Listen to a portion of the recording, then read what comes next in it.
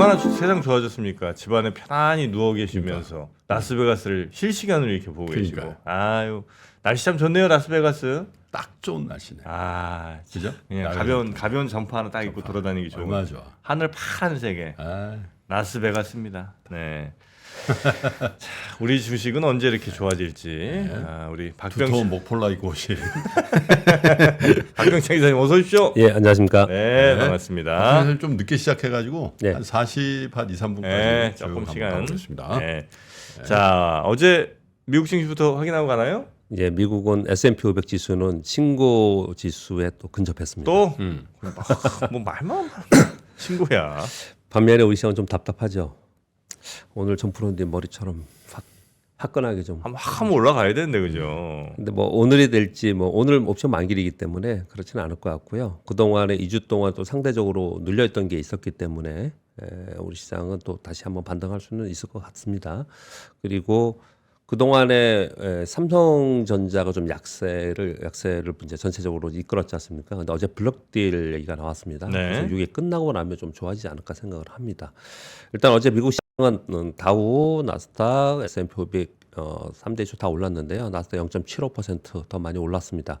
중요한 포인트만 말씀드리면 환율 여러분 화면 보시면 환율이나 금리 지표가 변화가 없습니다. 즉 전체적인 시장을 움직이는 금리나 환율의 변화가 없었다라는 거예요. 근데 그런 과정에서 움직임이 나타나는 것은 지금 실적 시즌을 앞두고 있고 그리고 CES, 뭐 JP모건 헬스케어 컨퍼런스 이런 것들이 있기 때문에 이슈나 실적 중심의 개별 종목의 등락이 나타나고 있다라고 보시면 될 것 같고 뭐가 제일 많이 그렇게 올랐느냐 이번 주에 월화수 3일이지 않습니까? 네. 엔비디아가 10.7% 올랐습니다. AMD가 7.2%, 마이크로소프트 4%, 아마존이 5.8%, 엔비디아는 역사적 신고가 계속 치고 있는 거고요. 알파벳과 메타, 어제 메타가 3.65% 올랐어요. 이번 주에 알파벳이 4.8%, 메타가 5.2% 오름으로써 신고가를 경신했습니다. 그래서 역사적 신고가의 근처에 가 있습니다. 메타도. 그래서 전체적으로 메타 뭐 맛이 간다고 한 2년 전에 그러니까 말이에요. 누가 요즘 맞네. 보냐. 맞네. 예. 메타는 왜 올랐지 진짜? AI 때문에 오르나? AI와 지금 이제 CES에 같이 연관되어 가지고 네. 오르는 것으로 지금 아, 보여지고 CS 뭐 있습니다. 좀 메타가 좀 내놨어요? 다들 거기서 이제 신제품을 내놓고 있고 신제품을 AR, 내놨으니까. XR이나 뭐 이런 부분들에 대해서 야. 메타버스에서 이슈가 되고 있기 때문에 영향을 좀 받고 있는 거라서 보여집니다. 네. 그래서 엔비디아가 가장 지금 이슈이고 메타도 이제 급등을 했다 이렇게 보시면 될 것 같고요. 그래서 전체적으로 보면은 지표 변화 없이 이러한 종목들 이슈나 실적 이것으로 인해서 종목별로 움직이면서 시장이 움직이고 있다 그렇게 보시면 될 것 같고 이것으로 인해서 연초 하락했던 것을 전부 다 만회했고요. 이미 3일 만에 다시 신고지수에 임박하면서 강세를 보이고 있습니다. 자, 우리 시장은 약합니다. 반면에 우리 시장은 예, 코스피가 마이너스 0.75, 2,541포인트까지 내려와 있는 상태고요. 지금 미국에서 거래되는 우리나라 ETF나 이런 것들을 보면은 2,500포인트 초반까지 좀 보고 있는 그런 정도로 보여집니다. 그래서 그 정도 되면 다시 또 한번 리바운딩하면서 반등하지 않을까 이런 좀 흐름은 좀 보이고는 있습니다. 코스닥은 어제 1% 하락을 했습니다. 주요 특징만 좀 말씀을 좀 드리면요. 어제 선물이 하락을 하면서 오전에는 좀 제한적 범위는 있었지만 오후에 하락폭을 좀 키우면서 마감을 했습니다. 전반적으로 부진했지만 이슈별로 좀 미국과 같이 개별 종목별 등락을 했는데 미국은 개별 종목이 상승하는 것이 시가총액이 굉장히 높잖아요. 네. 그래서 이제 그들 때문에 지수가 이렇게 올라가는 거고 우리는 지금 중소형주 위주로 움직이고 있어요. 그러니까 지수는 상대적으로 약하고 중소형주는 좀 움직이는 그런 모습을 나타내고 있습니다. 특히 어제 CES에서 삼성전자 부회장이 생성형 AI 로봇과 가전사업 적극적 확대한다. 그러니까 여기에 관련된 것들은 또 어제 다 강세였어요. AI가 원래 강세였는데 로봇 관련주들이 어저께 또 강세를 보였습니다. 그런 특징을 좀 보였다고 보시면 될 것 같고 어제 외국인들이 제가 끝나고 나서 집계를 봤을 때 외국인들이 한 2천 몇백억 정도 순매도였거든요. 오늘 아침에 확인을 해보니까 외국인들이 238억 순매도로 바뀌었더라고요. 그러니까 시간에서 한 2천억 정도 산 거예요. 그러니까. 그래서 왜 그런가를 봤더니 어제 우리 시장 어제 오늘 그렇게 오늘 가장 우리 시장에 영향을 많이 주는 부분은 옵션 만기와 그리고 삼성그룹의 이 빅딜입니다. 블록딜입니다. 블록딜입니다. 아마 요것과 연관돼 가지고 외국인들이 시간에서 산 것으로 좀 보여지는데 요걸 말씀드리겠습니다. 삼성 일가의 삼성전자 블록딜이 약 2.1조 삼성전자 얘기하는 겁니다. 수요 측에서는 추가 수요가 오버부킹 됐다라고 얘기를 하고 있고 1.2% 할인된 72,017원에 오늘 장 시작 전에 거래가 된다고 합니다. 요 부연 설명을 좀 드리겠습니다. 네. 삼성전자가 약 2.2조 원 정도, 그리고 삼성생명, 삼성물산, 삼성 SD 합쳐서 약 5,500억 정도가 블록딜로 거래가 되는데 할인돼서 거래가 됩니다. 삼성생명 5%, 삼성 SDS 4.9%, 삼성물산 약 3%. 누가 파는 거느냐? 모녀 시간인 성라이, 무지 요 세 분이 파는 거고요. 상속세 재원 마련을 위해서 이거 블록딜을 하는 것이다. 이렇게 지금 얘기가 나오고 있습니다. 네. 이게 왜 중요한 이유는 여러 가지 측면이 있습니다. 아마도 이거 준비를 미리 했을 거란 말입니다. 그렇겠죠. 그래서 이런 부분들을 반영하면서 삼성전자가 혹시 떨어진 게 아니냐. 실적 발표도 있긴 했지만 우리 그것만 봤지 않습니까? 근데 그런 부분이 있지 않았겠냐라는 추정도 해볼 수 있는 거고요. 그리고 또 하나는 이게 할인돼서 블록들이 됐잖아요. 그러면 할인해서 밑에서 받은 이 기관들이 외국인도 있고 국내 기관도 있고 이들이 오늘 매도를 내놓을 것이냐 아니면은 그대로 가져가면서 이대로 쭉 들고 갈 것이냐 이런 부분 하고요. 그리고 또 하나는 이거 왜 물론 그 동안에도 블록딜로 몇 번 팔았어요. 그런데 요번에 왜 이렇게 했느냐? 그 동안에 이 주식담보대출로 상속세 납부를 좀 했었거든요. 네. 그래서 우리 증권사에서는 이걸 받아야 된다, 막 이런 영업해야 된다, 막 이런 얘기를 한참 했었어요. 최고로 안전한 대출이죠. 예, 그 담보대출을 하면 주식을 담보로. 예. 근데 이게 이자 비용이 월 100억도 넘었다고 합니다. 이자 비용이. 그래서 이자 비용 부담이 계속 증가하고 해서 요번에 전격적으로 이렇게 매도를 하게 됐다. 이런 얘기를 좀 하고 있는 상황입니다. 그래서 특히 다른 종목들도 있지만 삼성전자가 뭐 2조 원 이상의 블록들이 지금 나타나고 있기 때문에 전체에서 그렇게 큰 건 아니겠지 모르지만 그동안의 삼성전자의 주가 흐름하고 비교를 해봤을 때 삼성전자의 주가 흐름이 이거 이후에 어떤 움직임이 나타나는지 특히 외국인들이 오늘 어떻게 하는지 네. 이 부분이 굉장히 중요한 관전 포인트가 아닐까 이렇게 생각을 좀 근데 하고 만약에 있습니다. 이거 이제 일가가 내놨어요. 그래서 그냥 시장에 내놓고 팔리면 당연히 뭐 영향 가겠죠. 근데 그게 아니라 블록딜로 갔어요. 블록딜에서 바로 또 내놔. 그거랑 뭔 차이인 거예요? 네, 이게 블록딜의 할인이 크면은요. 할인율이 크면은 뭐 5% 7% 할인 밑으로 받잖아요. 네. 그러면 이거는 본장에서 받은 게 아니고 밑에서 받은 거지 않습니까? 예를 들어서 10,000원짜리면 7%는 9,300원에 받은 거잖아요. 네. 근데 본장이 10,000원에 시작을 하면 난 7% 이익 본 거잖아요. 그렇죠. 예. 뭐 그렇게 되어 있어요. 그러니까 실제로. 주식 투자하는 사람들 입장에서는 예.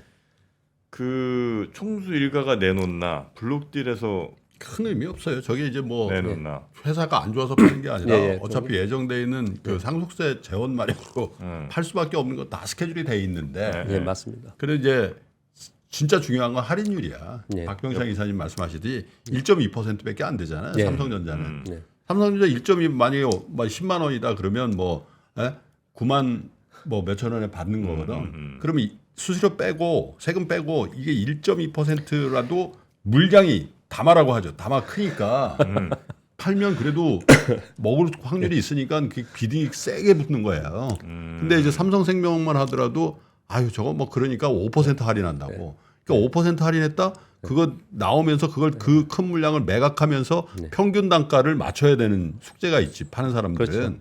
그래서 이제 일부가 나올지 전체가 나올지 모르겠지만 대부분 다 나온다고 보시면 돼요. 바로. 네, 그래서 근데 이제 왜 의미가 있냐? 대주주가 그냥 계속 시장에다 파는 게 아니라 이게 분산되거든. 한 군데서 갖고 가는 게 아니라 여러 군데서 갖고 가요. 블록딜이라고 해도. 네. 그래서 증권회사 몇 군데서 A 기관 투자가 B 기관 투자가 외국인 뭐 이렇게 다 나눠준다고. 그럼 파는 사람도 있고 이렇게 하면서 조금 스무딩하는 효과가 있는 거죠. 설명 괜찮았어요. 아 너무 좋았습니다. 예, 아까 물어봐 주세요. 저도 쓸모가 있다는 걸 보여주고 싶어요. 너무 좋았어요. 이제 아주 좋았습니다. 이해가 쏙쏙 됩니다. 그 대주주가 언제든지 팔 수 있다라는 그 향후의 매도 물량을 우리 오버행이라고 하죠. 네. 오버행 이슈가 좀 사라지는 부분들이 있기 때문에 이제 주가 움직임이나 외국인들의 거래가 굉장히 중요하다 이렇게 말씀을 네. 드린 겁니다. 자, 오늘 미국의 CPI 발표 있고 오늘 옵션 만기입니다. 오늘은 뭐 옵션 만기 영향으로 시장이 뭐 좌우될 것이고요. 오늘 금통이 열리고 있습니다. 자, 오늘은 시황 부분에 있어서 그 월가에서 나오는 뭐 좀 약세 전망 의견들을 한번 제가 그냥 읽어드리려고 한번 오늘 적어왔습니다. 여러분 한번 들어보시고요. 그리고 또 이거 다운로드 받으셨고 요 워딩들을 보고 이 약세를 전망하는 사람들의 워딩이거든요. 그러면 이 워딩이 틀리면 강세가 되는 거잖아요. 그리고 왜 약세로 보는가를 좀 유심히 좀 보시면 될 것 같습니다. 로젠버그 리서치에서 미국 증시는 지금 현재 최대 약세 전망을 맥시멈이라는 표현을 썼어요. 최대 약세 전망. 지금 이제 고점이다. 이런 얘기를 좀 하고 있는 겁니다. 뭐라고 표현하냐면 2021년 말과 2022년 초와 기적 포지셔닝과 심리가 거의 비슷하다. 당연합니다. 2021년 말과 2022년이 언제입니까? 역사적 신고 지수를 찍을 때예요. 제가 이제 팁은 들지 않고 일단 시간이 많지 않으니까 그냥 읽어드리겠습니다. 증시 펀더멘탈은 그때보다 좋지 않았다. 네. 연준 6차례 금리 인하를 선반영하고 있기 때문에 이만큼 올라온 상태에서 이거 이제 떨어질 거다 이렇게 얘기를 좀 하고 있는 거고요. JP모건에서는 인플레이션, 과매수, 지정학 리스크 등 악재가 수두룩하다 하락할 것이다. 골드만삭스에서는 헤지펀드들이 빅테크 M7 주식을 지금 투매 중이다. 고객에게 서한 마속을 했다는 거예요. 12월 말부터 진행 중이고 자율소비제도 8월 이후에 순매도 중이다. 도이치에서는 도이치뱅크입니다. 이거는 연준의 올해 금리 150bp 내리면 이건 희소식이 아니다. 1년 이내에 150bp 금리는 대부분 경기 침체 때문에 그렇기 때문에 좋지 네. 않은 거다. 이런 얘기들을 하고 있어요. 한번 들어보시면 시장을 아래쪽으로 보는 사람 지금 역사 신고 지수도 다시 S&P 500에 가 있습니다. 거의 근처에. 네. 그런데 이런 얘기들 계속 하고 있습니다. 그러니까 이런 얘기들이 진행 상황을 좀 보시면 시황은 좀 심플하게 여러분들 좀 하실 수 있을 저는 것 같아요. 미국 시장을 보면서 미국 애널리스트나 이런 사람들이 왜 이 얘기를 안 하는지 난 어떤 진짜 이 얘기예요? 얘기를 안 돼. 수급을 네. 미국의 매그니피션트 세븐이나 뭐 이런 주도주들이 지금 몇 년째 계속 오르는 거는 제가 볼 때 상당한 부분이 수급이 예. 개선이 돼서 예, 그런 예. 거거든. 네. 왜? 외국인 투자자들이 엄청 산 거예요. 외국인 투자자들이. 그 탑 세븐을 그렇죠. 우리는 한국은 외국인이 사면 오른다라는 고정관념이 있잖아요. 네. 미국도 새로운 외국인 투자자들이 엄청 들어간 거거든. 아니, 자기도 지금 테슬라 샀잖아 옛날에. 네. 예를 들면 네. 옛날에는 신흥국이라든지 이런 나라들의 국부펀드라든지 뭐 국민연금에 이런 데서만 산 거예요. 미국 네. 주식을. 네. 근데 개인 투자자들이 다 한국만 샀겠어요? 네. 네?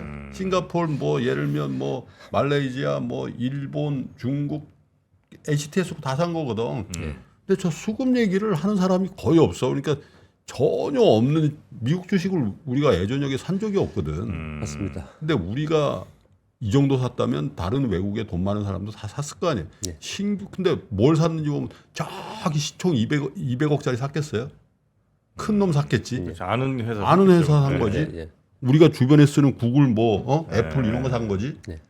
아, 그 수급인데 그 얘기를 하는 사람이 아무도 없더라고. 아 그래요? 저도 근데 알고 네. 보니까 그 회사들을 샀더라고요. 그러니까 그럼요. 네. 이게 그 어디 증권사에선가 무슨 소수점 매매 이벤트 할 때 그렇게 다 샀어. 저도 이렇게 뭐 금액은 되게 작은데 하여튼 네. 몇만 원 뭐 이렇게 샀더라고요. 그러니까 정프로가 샀으면 인도에 싱도 샀을 거고. 멕시코에 베드로도 사고. 그렇지. 아, 근데 제 주변에도 보면은 뭐 이걸 보편할 수는 없지만은 한 10억 이상을 주식 쪽에 투자하시는 분들은 거의 반 이상은 미국을 하고 그러니까. 그다음에 우리를 많이 해요. 그러니까 앞으로 그 추세. 그래서 우리나라가 상대적으로 약한 게 그런 부분도 상당히 있다는 거. 그래서 우리나라의 우리 이 주식시장에 대해서 그들이 돌아올 수 있고 그 시스템 그래서 그런 얘기 계속 하는 거예요. 그 시스템에 대해서 개선해야 될 얘기를 좀 하고 있는 겁니다. 근데 그거는 진짜 약간 자화자찬이지만 3%도 저는 영향이 좀 있었다고 봐요. 왜 처음에 우리 막 2018년 막 이럴 때도 그때는 진짜 외국 투자 별로 안 하실 때도 전 세계 시장의 뭐 한 절반 정도가 미국이고 우리나라는 2% 정도 되는데 어떻게 자산 중에 전액 몰빵 다 한국 주식 제가 2%에 그 얘기를 많이 그게 했죠. 많이 하셨잖아요. 그 얘기를 초반에 되게 많이 하셨는데 음. 생각해 보니까 약간 저도 그런 생각이 좀 들었거든요. 아니 전 세계 돈의 한 절반은 미국 시장이고. 그리고 그때 또 이 얘기도 했잖아. 미국 주식부터 하셔야 되고 외국인 투자는. 네, 그리고 맞아요. 미국 주식 중에서도 쉬운 맞아. 주식부터 하셔야 됩니다. 뭐, 자 어려운 과목 하면 안 돼요. 베트남 뭐 저 브라질 이런 데 가지 마시고 일단 미국부터 하시고 그렇게 해서 가야 된다. 이 얘기 많이 하셨잖아요. 그러니까 그게 약간 좀 저는 설득이 좀 됐었던 거 같아요. 네. 그러니까 말이에요. 뭐 ATS도 엄청나게 지금 쉬워졌고 예전에는 우리나라 그 저도 2000년 초반에도 나스닥 거래를 한 적이 있었거든요. 그때 어떻게 했냐면 라이센스가 있었어야 돼요. 그럼 아, 미국 주식 투자하려면 네, 우리가 미국에 나스닥 거래하는 라이센스가 있어야 되고요. 아. 그거 취득해서 밤 새벽에 근데 하고 정작 미국 증권회사는 이게 외국인 투자인지 기관 투자자인지 개인 투자자인지 우리처럼 구분 안 해준다는 예, 거야. 예. 우리만 그걸 구분하고 있다니. 그래서 뭐 그런 생각도 드네요. 그 김프로님 설명 이렇게 들어보니까 이들이 숏을 굉장히 많이 치거든요, 매도를요. 미국 이 기관들이. 근데 계속 올라가요. 그러니까 어느 순간 되면은 숏커버를 막 계속 손해 나니까 숏커버하고 이러니까 더 막 이런 일도 벌어지는 것 같아요. 그래서 한번 저 미국 주식 때문에 미국 기관 투자가 똑똑한 아저씨들이 신흥국의 그 개인 투자자한테 물량 떠넘기고 한번 힘든 국면이 오겠지. 네? 당했다 또. 네, 일단 그렇게 말씀드리고요. 네. 우리나라 시장은 뭐 지금 답답한 국면이 좀 있습니다. 뭐 비슷한 말씀을 꼭 드리고 있는데 흐름을 좀 이렇게 보면은 어떻든 간에 미국이 좋아졌고 AI 관련주들이 올라가는 데서 우리가 좀 같이 동반하는 모습을 좀 보이다가 삼성전자 어닝 미스가 됐고 그리고 오늘 옵션 만기일입니다. 그래서 기간 매도가 계속 있었기 때문에 눌려 있는 상황이 좀 있었습니다. 눌려 있는 상황 속에서 중소형주만 반영하면서 올라간 부분이 좀 있거든요. 이런 부분들 조금 해소되는 과정이 있지 않을까라고 생각을 저는 보고 있고요. 그런 과정 속에서 지금 이번 주에는 CS나 JP모건 스퀘어 끝납니다. 그러면 점차적으로 어떻게 되냐면 전체적으로 오르는 게 아니고 핵심 기술에 있는 기업군이 차별화된다. 이 부분을 좀 주의하셔야 된다. 그렇게 정도 말씀드리겠습니다. 네. 어제 세계은행 세계 경제 전망 보고서가 나왔는데요. 그냥 키워드만 말씀을 오늘 드리도록 하겠습니다. 팬데믹 이후에 경기가 좋아진다고 얘기를 하고 있지만 전 세계 경제 성장률을 봐라. 계속 둔화하고 있지 않냐. 그렇게 봤을 때 고금리 무역 침체 지정학 긴장으로 인해서 개발도상국이 큰 타격을 입을 거고 4개 국가 중에 1개국은 팬데믹 이전보다 훨씬 더 가난해질 거다. 굉장히 어려워질 가능성이 있다. 이런 얘기를 좀 하고 있습니다. 뭐 여태까지 그래 왔습니다. 네. 사실 그래 왔고 그런 얘기를 좀 하고 있고요. 그리고 이스라엘 헤즈볼라 지금 뭐 레바논 남부에서 수만 명 피난한다는 얘기 좀 있고 이런 뉴스들이 계속 나오고 있는데 아무튼 뭐 저는 이 부분에 중요하게 지금 뭐 얘기하지 않고 다른 분들이 하기 때문에 이 부분 넘어가고요. 그리고 비트코인 현물 ETF 상장 승인했다는 거 있잖아요. 이게 굉장히 중요한 겁니다. 이거 나중에 이게 역사적으로 아마 굉장히 많은 얘기들이 있을 겁니다. 그리고 아까 말씀드린 삼성일가가 삼성그룹주 블록딜을 했다는 거 하고요. TSMC가 잠정 실적 발표가 있었는데요. 그러니까 공식 발표는 아니고 이제 그렇게 이제 보고서가 나와 있는 건데요. 2023년이 매출 감소율이 14년 글로벌 금융위기 이후에 처음으로 역성장을 했다라고 합니다. 지난 12월에도 좀 좋지 않았습니다. 그래서 전체적으로는 2023년도에 TSMC도 피해가지 못했다. 이런 얘기 좀 하고 있는 거고 1월 18일 날 공시를 합니다. 그때 좀 보시면 될 것 같고요. 그리고 자, 6번째 뉴스는 좀 중요하게 우리가 앞으로 추적을 해야 될 것 같습니다. 네. 이 결제 산업의 결제 산업 업계 지각 변동이 있지 않을까? 그래서 재평가가 필요하지 않을까라는 얘기가 있습니다. 당연히 그럴 것 같아요. 지금 제가 간간히 뉴스를 전해드리면서 신흥국 쇼핑 플랫폼들이 막 부각되고 있는 상황이고 이커머스 시장에 지각 변동이 일어나고 있습니다. 구체적으로 중국의 직구 사업자가 계속 성장하고 있고 유튜브 쇼핑 채널 있고 틱톡샵이 등장하고 막 이런 게 있잖아요. 이런 게 계속 등장하면서 이 결제가 따라다녀야 되잖아요. 그래서 결제 산업에 지각 변동이 있지 않을까 이 부분을 좀 관심을 갖자 이런 뉴스가 좀 있었습니다. 그리고 일곱 번째는 포티투닥과 그러니까 현대차와 삼성전자가 협약식을 갖는다라는 거고요. 그러니까 전장형 자동차나 그리고 자율주행 플랫폼 개발에 삼성전자가 같이 협업해서 현대차와 하겠다 이런 뉴스가 좀 있었습니다. 요거는 앞으로 정말로 많이 발성장할 것 같습니다. 엔비디아가 우리가 맨날 뭐 HBM 얘기, AI 반도체 얘기하고 그런데 네. 엔비디아가 다양하게 다 합니다. 근데 그 중에 엔비디아가 헬스케어 사업에 매출이 10억 달러 돌파 올해 할 거라고 2023년에 할 거라고 지금 전망이 나오고 있습니다. 그러니까 엔비디아가 헬스케어 사업에 뭘 하느냐 이런 거죠. 우리 지금 알다시피 AI 신약 개발이나 진단 의료기기 이런 데에서 가속 컴퓨팅과 AI 딥러닝 고도화로 인해서 엔비디아가 부각되고 있다라는 또 거예요. 부각돼. AI 신약 개발 산업은 어마어마하게 돈이 드는 것입니다. 매년 네. 2,500억 달러 정도가 투자된다고 합니다. 그래서 요번에 지금 진행되고 있는 JP모건 헬스케어 컨퍼런스에서 엔비디아가 AI 개발용 AI 플랫폼을 공개한다 이런 얘기가 나오고 있습니다. 네. 그러니까 신약 개발할 때 이제 신약 후보 물질들이 엄청 많잖아요. 그렇죠.